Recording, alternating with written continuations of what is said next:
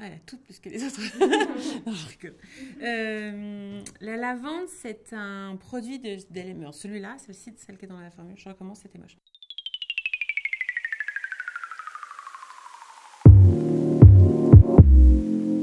Alors, un accord fougère, ouais, je vais essayer de vous expliquer. Un accord fougère, c'est le nom qu'on a donné à un accord qui a été exploité la première fois dans un parfum qui s'appelait la fougère chez Houbigant. Et ça sent pas du tout la fougère dans la nature. Et l'idée, c'est en fait de travailler une note qui a à la fois un top très citrus, souvent c'est de la bergamote, avec une note aromatique, souvent c'est du géranium, une note patchouli et un côté un petit peu labdanum légèrement animal.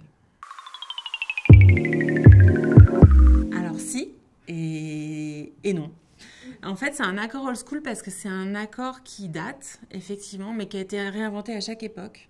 En fait, si on observe le mouvement de la fougère sur le marché, il y a vraiment chaque fois un revival, en fait, et ça revient tout le temps.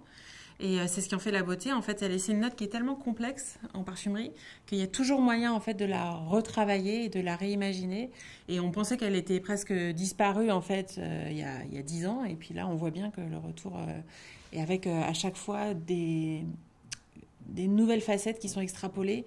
Aujourd'hui, les fougères, elles sont hyper boisées, avec des bois super vibrants.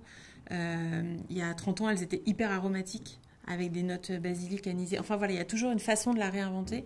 Et du coup, c'est un accord qui redevient moderne à chaque fois. Et c'est hyper drôle parce que la fougère, c'était mon sujet de mémoire à l'ESILCA. J'aime d'un parfum, quand on le porte, on se sente bien, en fait. Du coup, voilà, je dirais que c'est un parfum dans lequel on doit se sentir confortable. C'est pas forcément show-off, mais c'est un parfum qui va nous faire du bien à soi. Et puis c'est aussi un parfum parce qu'il a pas mal de sillage qui va laisser une trace et aussi du coup de la mémoire